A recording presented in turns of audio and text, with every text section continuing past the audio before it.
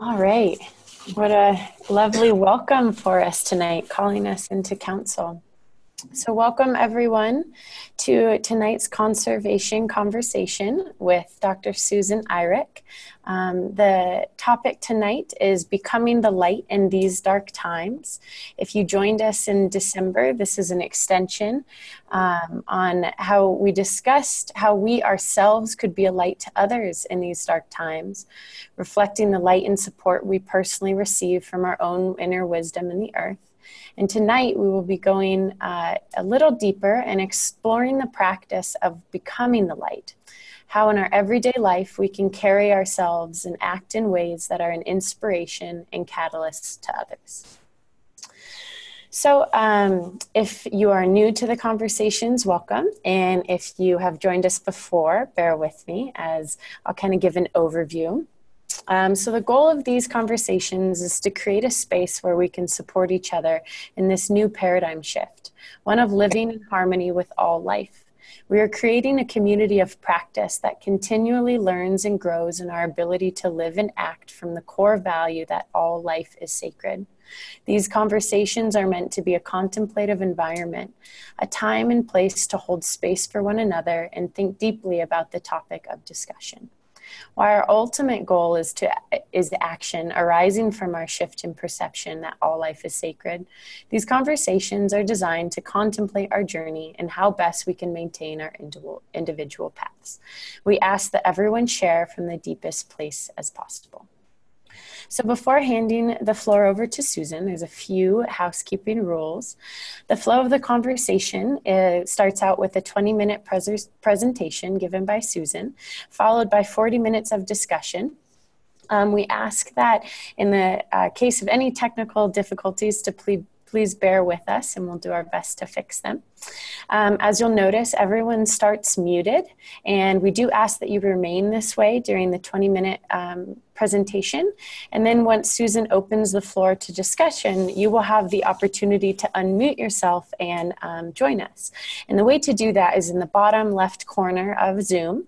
You'll find a microphone, and you can click that off. We do ask that if you are to unmute yourself, make sure that all background noise is quiet. And also, before speaking, to please introduce yourself and tell us where you're joining from tonight. If you are unable to use the audio or video function, you can also use the chat box to write in questions or to just speak to all of us here. And then finally, please be mindful on the length and topic of comments. We want to make sure that everyone who would like to speak has the opportunity. As always, we do record these conversations, and that will be posted on our website on Friday. And we do use those recordings on our website. So if you do not want to or wish to be recorded, you can turn off your video as well as mute your voice. All right, that is everything. So now I will hand the floor over to Susan. Thank you. Welcome, everybody. It's so lovely to see you all again, and new people too. The wolves open sacred space for us. For those of you who would hear it, they just do that. When we talk from a place that's deep, they just do that. Let me correct myself. I made a serious error. Wolves, foxes, and coyotes, they were all in there. So to open sacred space, just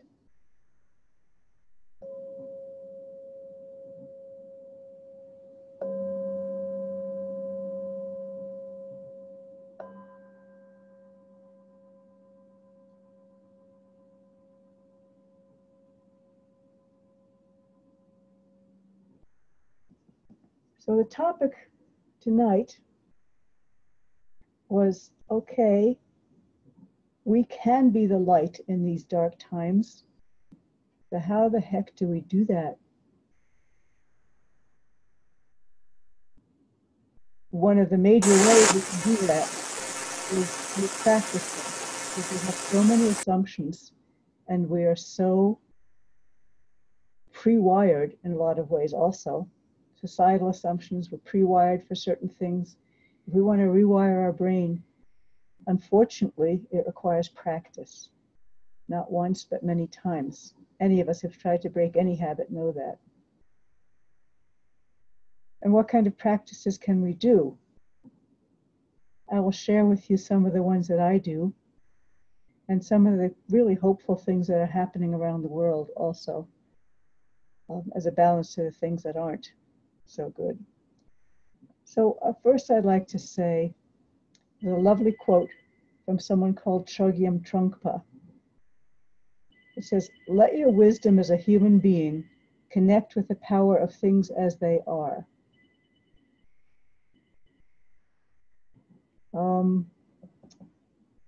So that's a nice thing to begin to start with. The first thing that I try to do constantly, now this is what I do, it does not mean that I do it well. Evaluate want versus need. We're so conditioned to thinking we need things. There's actually very little that we need. It's one of the reasons I live as simply as I do, and it's not nearly simply enough. Hang on a second, for some reason there's a phone that's ringing and I'm going to try and get it up. I will get the technology straight one of these days. So the evaluation of what do we want versus what we need. We really need very little. We need love, food, water, shelter, connection, art. But we're taught that we need so many things. We have to have a house of a certain size. We have to have this, that, and the other. The first exercise is to try and radically evaluate what we actually need, and then try to begin to live that. And by doing that, we become a light to others. There's one gentleman who spent a whole year recycling everything, and he found it a really rich experience. But we're so surrounded by what we think we need. It's very hard. So one of the practices is to evaluate it for yourself, and the other thing is to evaluate it in a group. What do we need? How can we creatively meet other needs without taking so much from the earth?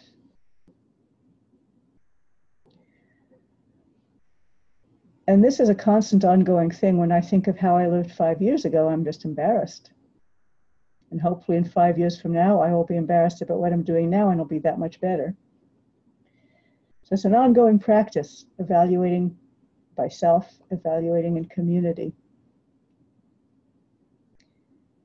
So if we are working with ourselves, we almost by definition become a light to others because people sense it and they respond to it. We have a new puppy here. It's another story. And he was very, very shy. And Hope, who's with us tonight and works in the office and is quite wonderful, for some reason, he was scared of her.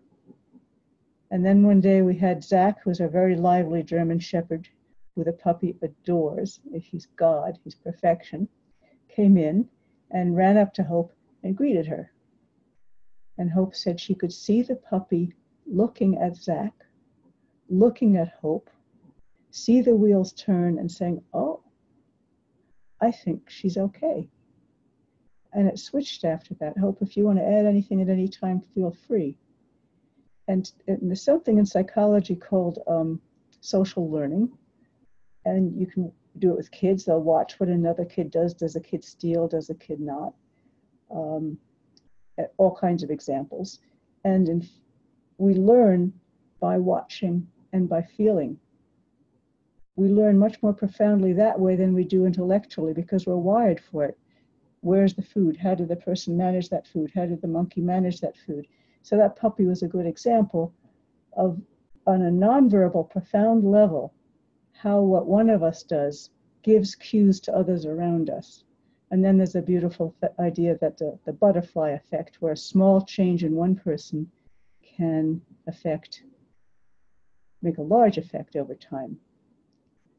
I was just talking with a person who helped start an organization called Earth Law Center.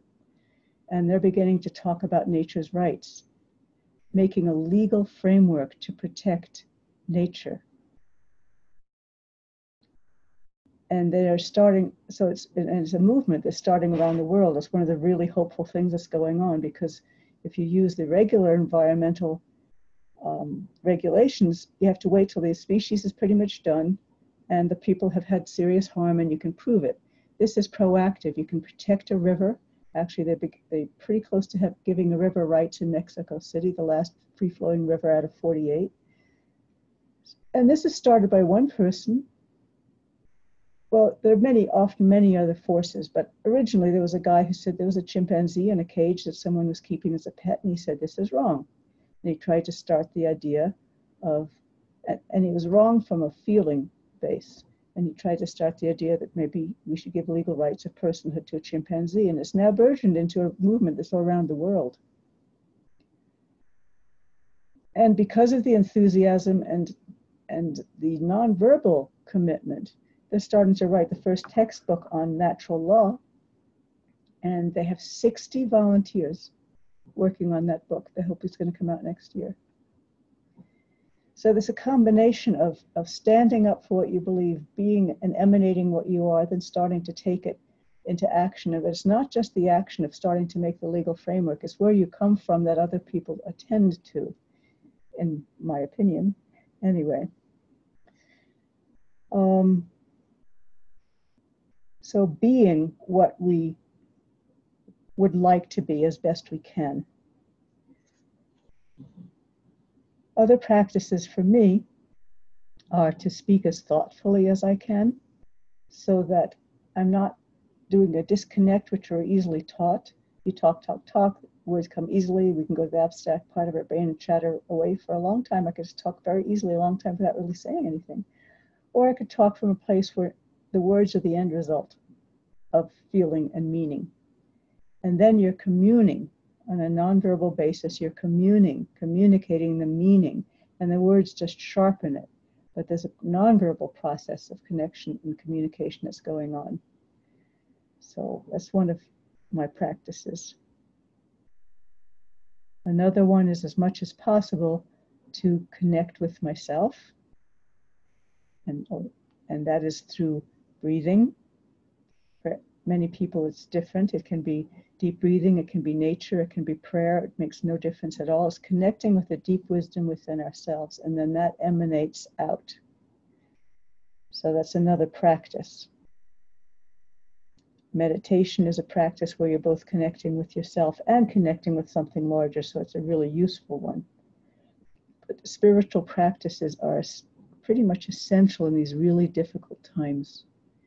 We're so stressed, and there's so many forces going against us, and depression and fear and all those kinds of things, and terrible things happening.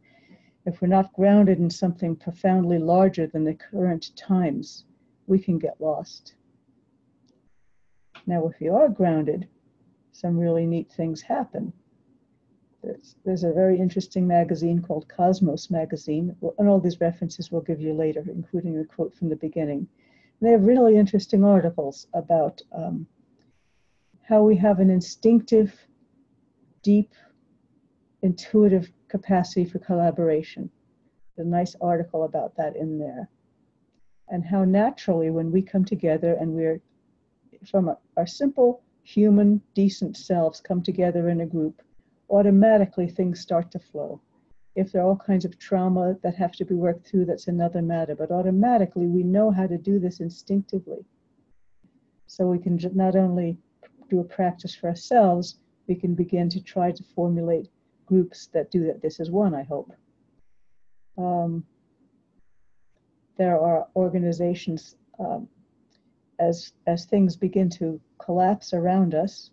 Several people, historians, are saying this is traditional, that things begin to collapse before you build up new ones. And we're in the process of both collapsing and building up new ones, because things are changing around the world. There's a huge sense of awakening around the world at the same time as all the terrible things. There are something called Networks of Grace that Andrew Harvey has started, Islands of Sanity that someone else has started, the idea of resilient communities. Someone started something called a Conscious Business Alliance, which is really important because there's so many businesses. All of these references I can give to you later. There's a beautiful thing Chelsea mentioned to me, a book called Radical Hope, where one of the exercises is to write a letter to the future of what you hope for. I think that's a lovely idea. And if any of you would like to do that and send us the letters, I'd love to have them and share them if it's okay with you. There's a pretty big movement for voluntary simplicity. It's a second book written by Dwayne Elgin. And there again is the want versus need. How many clothes do we need? How many different types of food do we need and in what seasons? What do we need to live in? What do we need as a community? It's a genuine, deep evaluation, and that would have enormous consequences on how we operate, how we consume, the impact on the earth. And I personally think it's a very powerful practice to deliberately only use what you need as much as possible, and not to proselytize, but to quietly share it, and other people will watch it, like that puppy whose nickname is Monster Vision, but his actual name is Shota, watching Zach with hope. Another practice that I try is I check on myself in the morning when I wake up. How am I thinking? What is it that I want to accomplish? And from what position of sanity, hopefully, I want to accomplish it. And then I check again with myself in the evening.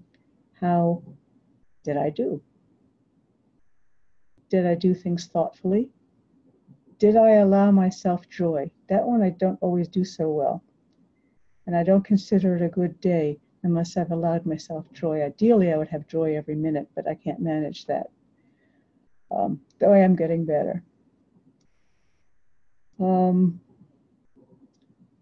to evaluate on a regular basis, who is it that I want to be, choose to be, and where am I not quite making it? As much as possible when I listen to people, to really listen deeply. I think I brought that up last time when Chelsea talked about a woman who started a movement where you just go and sit in the park with homeless people and genuinely listen, and how that begins to change them. Try to think, what kind of example do I want to be to myself and to others? So those are examples of practices that I do or try to do. And I'm very interested in hearing what you guys do. There's one other thing that's kind of related to this. There's an organization called, not an organization, it's an article called Liminal Leadership. And it talks about we don't need leaders in the traditional sense anymore. They lead and then we follow. Leaders get into power and greed. What we really need is a mutual collaboration, and we're capable of it. That's what that article was talking about our intuitive capacity for collaboration, that we are all at these times leaders. How do we do this? And there are lots of resources now to read about how do we do this. I'm going to be presenting a panel in Italy at a conference called Our Sacred Earth. How do we meet the challenge of our times? And it's not a regular conference anymore. It's not where you go and read a paper and leave. The people are all staying together in the villa so that they're going to communicate day and night about ideas, constantly thinking about how do I live my life differently? How radically do I need to change my life now, given these times? And is it a matter of losing something, or is it exchanging for something even richer and better? Not just that we have to do it because of what's happening on the earth, but it's actually for a much richer life.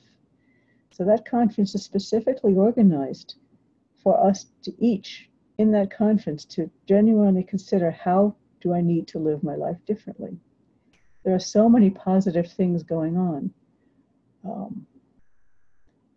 underground, so to speak, because they're not reported on that much.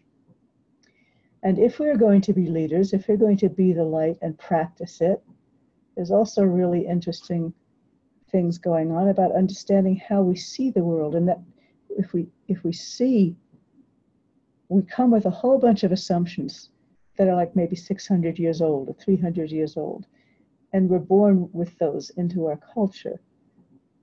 But we actually can release those if we work on it. We can release those from ourselves and begin to try to see more clearly. Do we really need banks? Do we really need these types of institutions? One of the authors is saying that institutions are human ideas only, and we keep them going because they're ideas. But does a deer need an institution? It needs to eat. We can really begin to radically question what we need as a culture and how to begin to shift it. And the woman who helped found Earth Law said, you know, and we all agree with this, each time one person begins to open and change a little bit, they emanate different kind of light.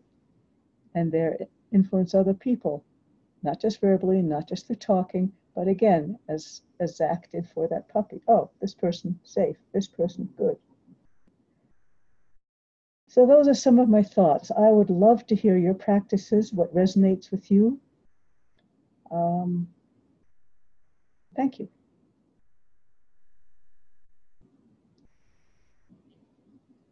Thank you, Susan. So now the discussion is open to everyone. Again, you are muted to begin, so to unmute yourself, just press the microphone in the bottom corner of Zoom. If your audio is not working, go ahead and just type into the chat box and I'll keep an eye out and get them to Susan.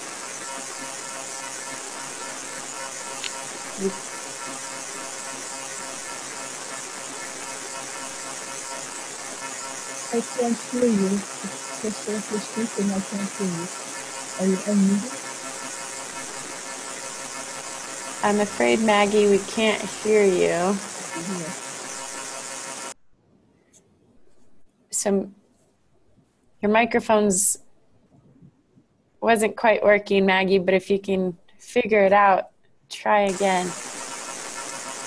Or else put it, talk in the chat box. Yeah.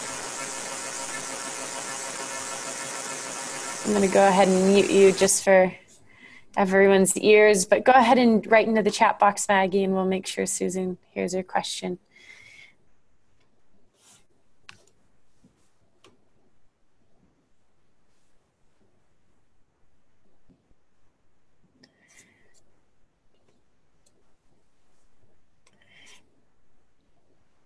As usual, I try to keep quiet because I really don't want to hear from you, so feel free to speak up.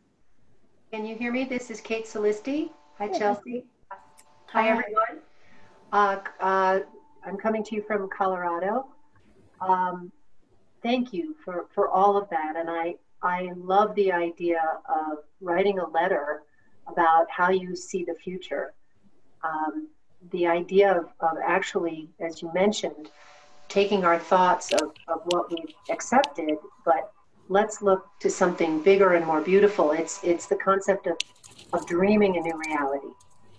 And I think that's so important because just as you said, if we dreamed up institutions like banks and institutions like government and all the things we dreamed up, computers, televisions, all of this stuff with just thoughts, we can create with our thoughts a beautiful new reality that allows for all this cooperation, collaboration, heart-centered connection. And I think everyone can play a part in that, in dreaming that new reality. And that is so, so important to changing the paradigm. So thank you so much I love that letter writing idea. And I hope everyone will think about that seriously and start dreaming that new world every day, every night. Because I've been working on that. I've been dreaming a new reality. And I love to have more people dreaming with me.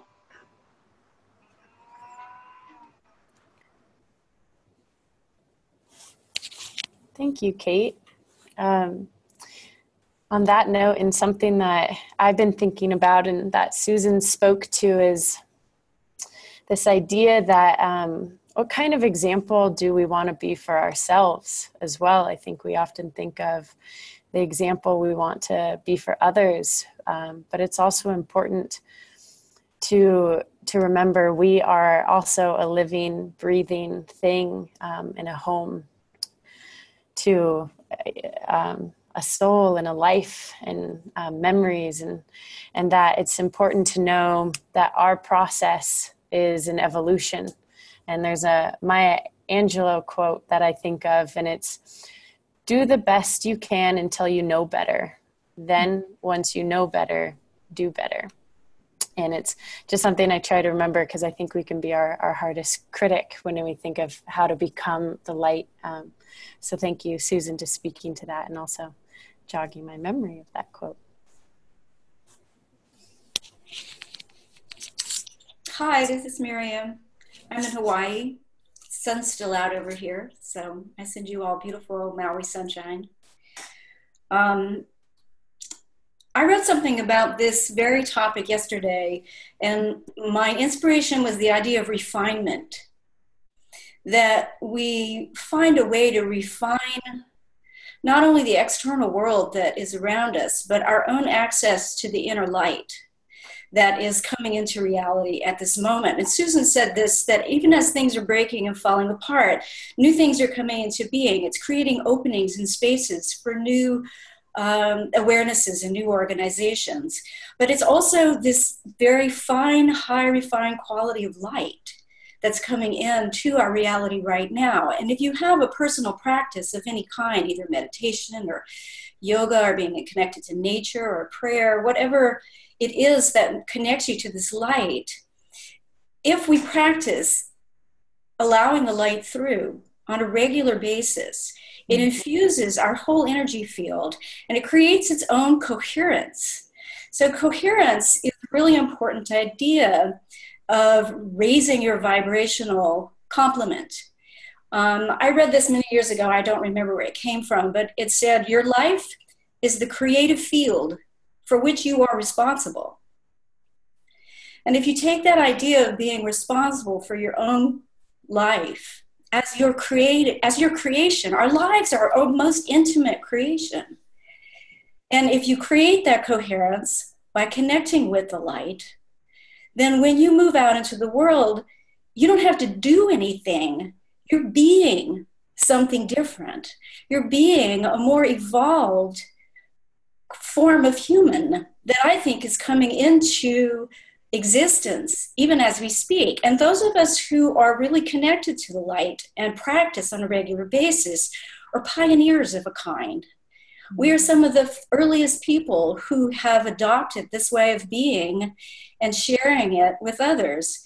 And that brings me to the point of, beyond collaboration, encouragement of each other, that this is real. This is really happening. This is all around us. And as we endeavor to deepen our lives, it's as though we're calling into a whole new dimension of reality. Like, instead of 3 dimensions, now we have 4 dimensions, or now we have 5 dimensions. And they've always been there. It's just that we are now finding a way to connect to them and draw them out into reality. Provides more energy, more light, more raw material for us to use as we create our lives. And the woman who is our congressional representative, her name is Tulsi Gabbard. She's a very interesting woman. And she has a couple of concepts. She talks a lot about aloha. And I've lived in Hawaii now for about 10 years. And I'll tell you, aloha is a real thing. It's a kind of approach to reality that engenders this sort of grace and this kind of kindness and consideration for each other. And she has another concept she calls servant leadership. That speaks to Susan's point about leadership, that the leader is the servant of the people. And if the leader is the servant of the people, then the needs of the people, more people will be met, rather than just creating a kind of pyramid that, if we're all connected to source, we're now in reality connected to abundance and eternity, rather than squabbling over what's at the top of the pyramid. Because there is real abundance in the world. There really is an abundance. And if we manage our resources, there's enough for everyone.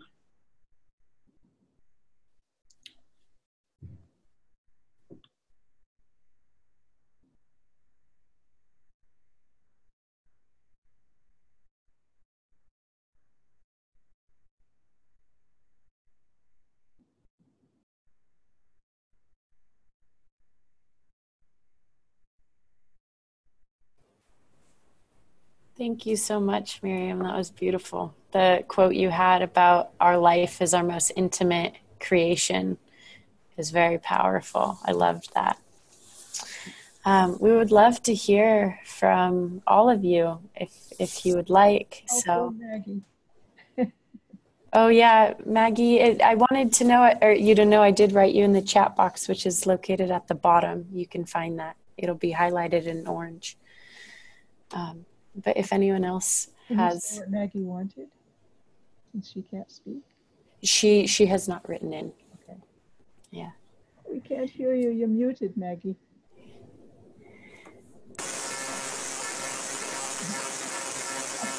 I think unfortunately muting is a better option right now. But if anyone else would love to jump in and tell us their own process of becoming the light or some thoughts that came up, please share. Okay, I'll jump in. I'm Gita. I'm talking from Denmark. And I think lots of thoughts are coming in. I think. Can you speak a little louder or closer to the mic? I can try. Yeah. Is that better? Yeah. Good. Yeah. So I think you've come up with a lot of beautiful examples of how we can create more light in the world and how we can be more with it. And one thing that I often come to think of, and what you were talking about, Miriam, brought me to think about this big journey from fear to love in general. And I'm thinking of it as in a physical sense, that it's the journey from the solar plexus to the heart. And it's probably the longest journey most of us will ever take in this life, from the solar plexus to the heart, those little 10 centimeters, and being able to come from the place of loyalty to a group and to a safety and security, and rather than coming from our hearts with love and without always looking for what's in it for me, or how can I find security in this, that we dare to be with each other and be with what is true for us, and that we can I think also that to remind ourselves that we can stand up for something without having to be against something else.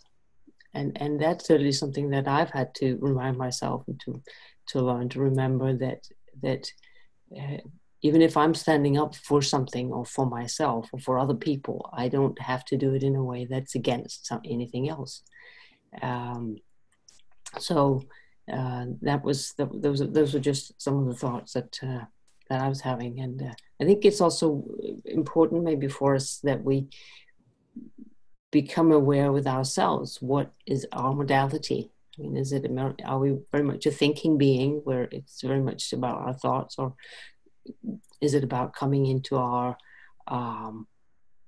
physical bodies and feeling what's happening here? Where do we get best feedback from our life, from what we do, and that I didn't used to be very embodied, so I've had to learn, and it was not always a very joyful journey, but now it is. Mm-hmm. So to face up to the things that maybe are not so. The darkness in ourselves again, rather than, it's very easy to see it in the outer world, but how can we see it in ourselves? And that's really the only place we can deal with it. Like Miriam said, that's our only creative journey and creative place. So thank you.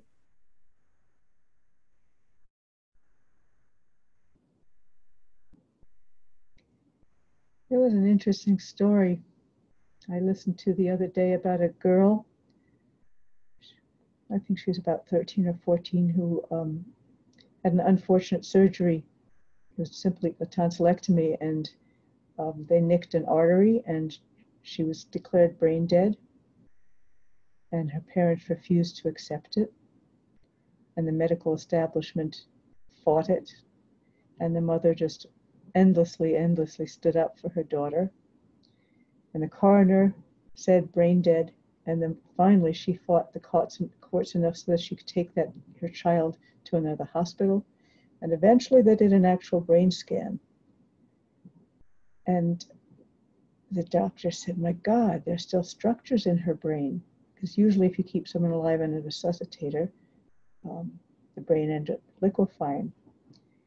And her analysis was the doctors and the medical establishment and the court all come from their head, because we think so hard and are intelligent, educated, etc. That's our definition of life. But actually her body, she's still living. Actually her body was still alive. She began menstruating after a year. And every now and then the teeniest little bit of sign of consciousness. I don't want to take too much time with the details. You can ask me later if you're interested. But such an interesting idea that culture said that if the body is alive, that's life. And I bet, and according to her mother, she could emanate light from there as basically a comatose being, 4 years on a respirator. So what's the definition of embodied life? And the relationship is so strong, you can feel the presence of that little girl with practically no brain and no thoughts left. A different way of operating, a different way of emanating. And we're not embodied enough in our culture. And we lose a lot because of it, a lot of wisdom. And Miriam, I just have to say, I just loved everything you said. Thanks. Thanks, Susan. I had another thought about something else that I do that seems sort of counterintuitive as we want to be really involved and engaged, and that is to ignore some things. Just don't pay attention. I was listening yesterday to NPR, and they were talking about how in our modern culture, our attention has been monetized. What we pay attention to creates value somewhere. So for me, one of my practices is to ignore things that I really have no influence over or cannot change if they cause me distress. I might be aware of them in a peripheral sort of way, but if I feel like I've constantly got this kind of darkness following me around, I'm not really living fully, I'm afraid. And so my practice is to not allow the culture to make me afraid and to be very mindful about what I use my attention for. And as we focus our attention on the world that we feel is birthing and coming into being, we put energy into that. So I do what's in front of me to do. I try to live in a way that's harmonious. And if something presents itself, I can take action if it's inspired action. But a lot of the jibber jabber that's going on, I try to step back from that and ignore it. And so I'm like giving myself permission to not pay attention to every crisis because it diminishes my power in my own life. Mm-hmm.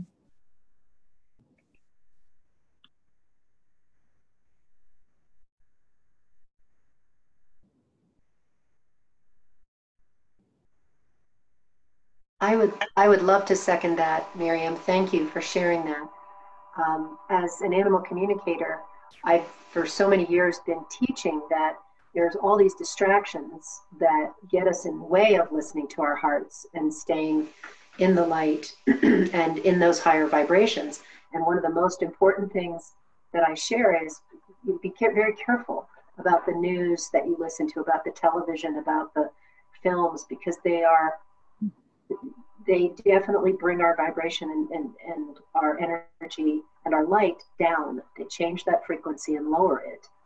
And so much of the conflict out there is all about that, doing that, distracting us from that light and love that we're here to be and to share. And we must be very selective of all that, and look at things that uplift and inspire and bring us joy and improve the world, improve the lives of the listeners. That's where, music, different types of music come in, and art and beauty, as opposed to all those things that are the opposite. And that's, I think, how we can hold our center and hold our light, is making sure we're feeding ourselves those uplifting, inspiring, beautiful things, joyful things, and not getting sucked into the drama and the pain and the suffering.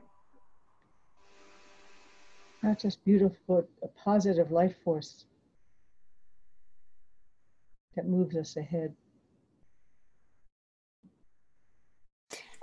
I feel like saying that, to me, I think it's important that we make it simple, that we find something for ourselves that we somehow have with us all the time, so that we don't have to go anywhere to remember, and also that we find something that's simple and that we can share with each other in an easy way. And I've just started working with, you talked about Andrew Harvey, Susan. I just started working with Chloe Goodchild, and there's a little something in her book that I'd like to read to you. A story, an African legend, if I may. I'm just remembering, I'm thinking this fits in here. This goes like this. There's a remarkable story of the Himba people in Namibia who live on the banks of the Kwene River. It is said that the Himba are one of the few cultures that consider the birth date of their children to be not the day that they're born, nor the day that they're conceived, but the day the mother decides to have the child. The Himba understands that every child's soul resonates or sings its unique flavor and purpose. So when a Himba woman decides to have a child, she goes off and sits under a tree by herself, and she listens until she can hear the song of the child that wants to be born. Once she has heard this song, she comes back to the man who will be the child's father and teaches him the song. And then, when they make love to conceive the child, they sing the song as a way to invite the child to come. When the woman becomes pregnant, she attunes to the child's song and sings it out loud to the midwives and the old women of the village, so that when the child is born, they too can sing the child's song in welcome. As the child grows up, the other villagers are taught the child's song. If the child falls or gets hurt, someone picks him or her up, and sings the soul song to restore well-being. Whenever the child does something wonderful or travels through transitions such as puberty, the village community honors the child by singing his or her song. There is one other occasion when the child's song is sung for him or her. If the child commits a crime or does something contrary to Himba's social norms, instead of punishing the child, the villagers call him or her to the center of the village and form a circle around the child. They then sing the child's soul song once again. The Himba's corrective response to antisocial behavior is led by love and the remembrance of identity. For when you recognize your own song, you have no desire or need to do anything that would hurt another. Such singing restores an open heart, self-worth, sound values, and a clear conscience. As children grow up, their songs are the themes of their lives. In marriage, the song of the two people are sung together. Finally, when the child, as an adult elder, prepares to die, all villagers gather to sing his or her song as the soul transitions into the next life. And to me, that circle, I think, is beautiful, that we have, as we talked about, the letter of vision and dreams, that we can keep reminding each other that we all have to be who we are and sing our song. And then when we stray off our path, we can be reminding each other of that song, and we can come back again. So finding that soul voice, I think, is important for each one of us. Thank you. Was that in India reference? Was that from the country India? No, it's an African tribe. Oh, an African tribe. Namibia. You can send us that reference and we can post it for everyone. Yes, sure. Yeah. I've got a lot of many thoughts going on here for listening to the legalities of animals. See if I can get closer to the mic here. The legalities, I did post some things in the chat on animal rights versus animal welfare. When welfare is in place, there are no rights. And I think that possibly the time is where people can come together and take a stand in international law for animal rights, which people are animals. And the norm is not to recognize all voices are a source from life, which man cannot create, but it comes through creation or creator or God, or whatever people want to term the vast God, the vast consciousness of the universe is, what can I say? But also talking about the diverse languages, what I've been seeing is people with the non-respect of life, just the simple word of life. They're not recognizing the value of the depletion of the voices that are being removed intentionally from our planet. That is a hardship. When those voices are gone and Mother Earth doesn't have the song in conjunction with our own stewardship, we're going to be in very deep trouble, which we are now. The energy shifts are changing on this planet, and I do believe that it is in correlation to the multitude of voices that we've been blessed with are now being depleted. So that has to do a lot with the thought forms that people carry around in their hearts. And one of the topics, and I really don't want to elaborate on it, but one question that I would ask to a populace or to any individual is, do they eat flesh? So that speaks for itself. And I really don't want to go into that. Cheryl, thank you for all of these thoughts. I would like us to just remember that we want to come back to our topic, which is how to become a light. And so maybe some last remarks on the things that you do to become a light in this world. I see that as becoming a light, because when people can be gentle and gracious and recognize that we're all light beings and energy and balance, and when we're healthy in our own self, then we can emanate and give care to others. But until that is established within the, I didn't bring up law. I heard it, in the conversation, so those links are there. But I think that it's all interconnected as a whole, and that's why I'm bringing up these words, because they're just words until life is placed into them. And I guess that's all that I wanted to share on that. I think that we've got a lot of things that have to be accomplished on this planet, but it still starts within, as you're saying, within oneself. Within yourself, be true, and then move out into the community so you can emanate that. And that's all that I'll share for right now. I'm hoping that you see it as on topic. No, yes, thank you. I really enjoyed how you reminded me of one of the things you said was how when we see things like, losing individuals either from any species, it's like a song is being lost. And in a way, it's like life is one big symphony. And we lose each of that individual's own part of that symphony, and it doesn't sound quite right without them. Oh yeah, they're so precious, so precious. We can't lose one. I love what you read, Gita.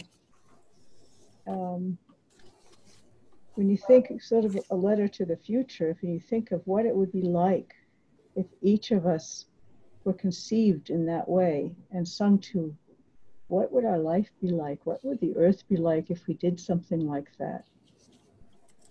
And I fully agree from my own point of view as a psychologist as well. If we don't have our own song, if we're not tuned to our own song, that's when we have depression, anxiety, crime, everything else, because we've been removed from ourselves. To find our own song is another way of saying finding our own light and emanating it and sending our own beautiful vibration out into the world in the symphony of life and adding to that. So that was very beautiful. And yes, Cheryl, I thank you for that expression of the song and voice of each species.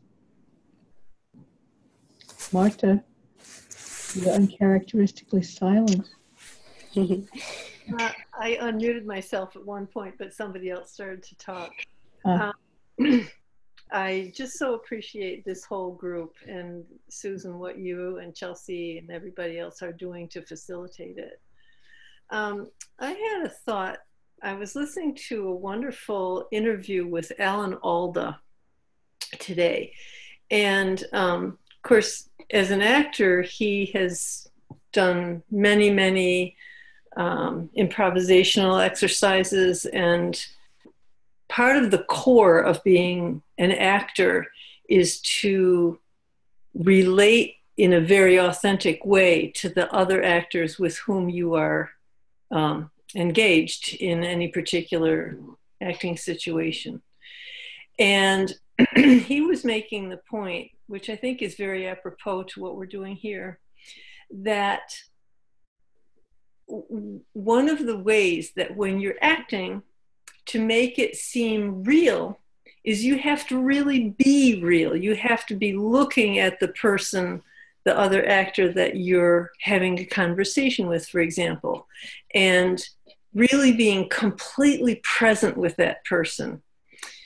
And it made me think about how many times we as human beings tend to have a conversation with someone else, whether it be somebody in our family or a friend or somebody that we just barely know.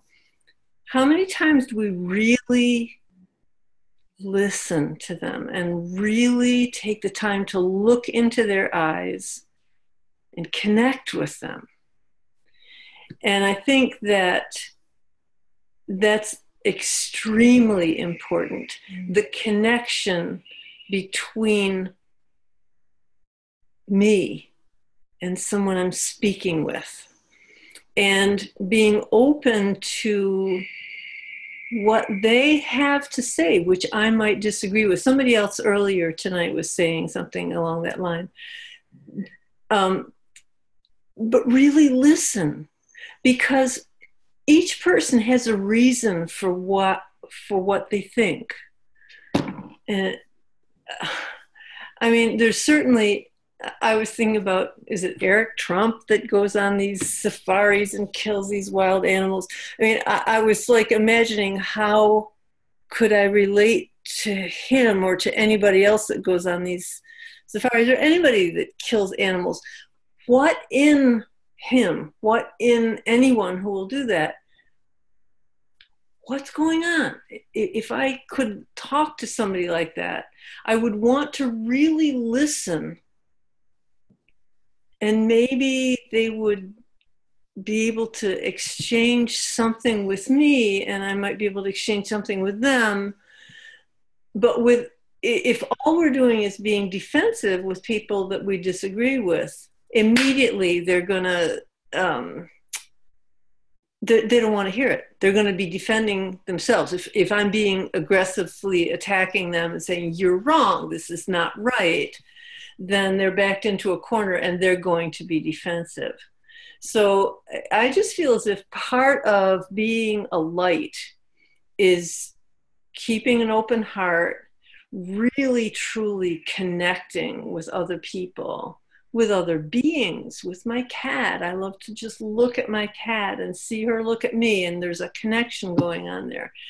But especially with people, because we have words and we can communicate with words and concepts of what is being done on the earth. So I would just put my 2 cents in to say that let us all take the time to really look into someone else's eyes and to settle ourselves down and be receptive. And I think that might help. Thank you.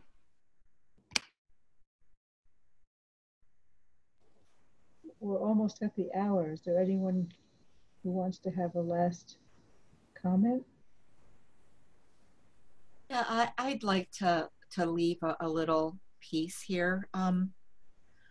Value and respect, and seeing life as the highest tangible asset that every being on this planet has. We've been blessed with it. It wasn't just come what may or been created by men. It was truly a blessing. So when value of life is across the board first recognized, then respect can come. And then actually that is the looking into the eye of the soul of this planet and the animals and the people and being interconnected. That's what I wanted to leave. I want to be interconnected. I hope everybody else gets on board too.